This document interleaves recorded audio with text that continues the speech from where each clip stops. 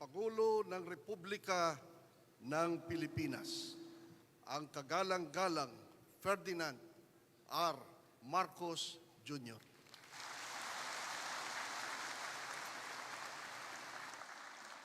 Maraming salamat sa kalihim. Magsiupo po tayo.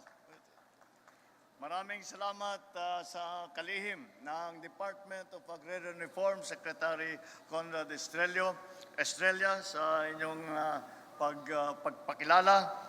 Ang alkalde ng lungsod ng Palayan, Diandre Nicole Cuevas, at lahat po ng ating mga LGU na nandito nakasama natin ngayon.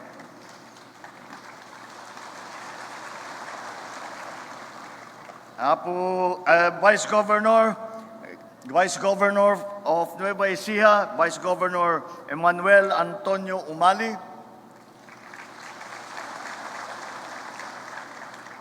At mga minamahal kong mga kasama sa pamahalaan na nandito upang magbigay ng tulong sa ating mga programa.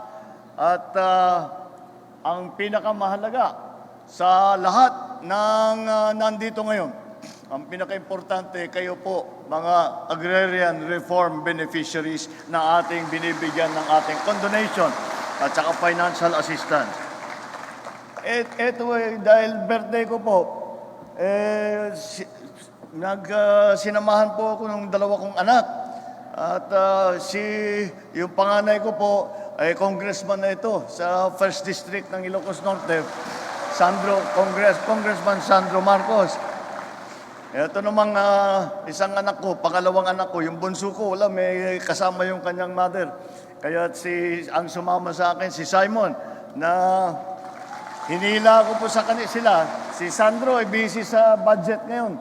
Dahil sa Kongreso, yun ang kanilang ginagawa. Si Simon naman, nagtatrabaho sa malaking kumpanya at lagi nakakulong sa opisina. Kaya sabi ko, magpakita kayo para makita ninyo, sumama kayo sa akin, makita ninyo kung ano talaga ang hinaharap ng ating mga magsasaka at ating mga agrarian reform beneficiaries para alam ninyo kung ano talaga ang pangangailangan sa iba't ibang lugar.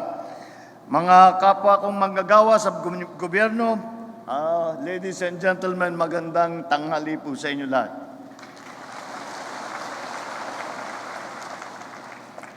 Talagang tunay ang kasayahan ko dahil napaka-espesyal ng araw na ito para sa akin. Kaya naman, minamarapat ko na kayo ang makasama ko sa araw na ito. Dahil po, ang inyong sipag, ang pagsusumikap, at katatagan ng loob ang siyang nagsisilbing inspirasyon. Hindi lang para sa akin, kung hindi sa lahat ng inyong mga kapwa Pilipino. At kaya't nais namin pagbutihin palalo, araw-araw, ang aming paglilingkod sa bayan. Kung kilala ang Nueva Ecija bilang rice bowl ng bansa, ito ay dahil sa inyong angking galing sa pagsasaka at sa inyong tibay sa kabila ng lahat ng pagsubok sa sektor ng agrikultura.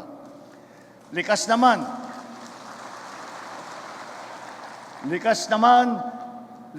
talaga sa mga Nuevo Ecijanos ang tibay at tapang tulad na ipinamalas ng mga bayani ng probinsya na ito sa unang sigaw ng Nueva Ecija 128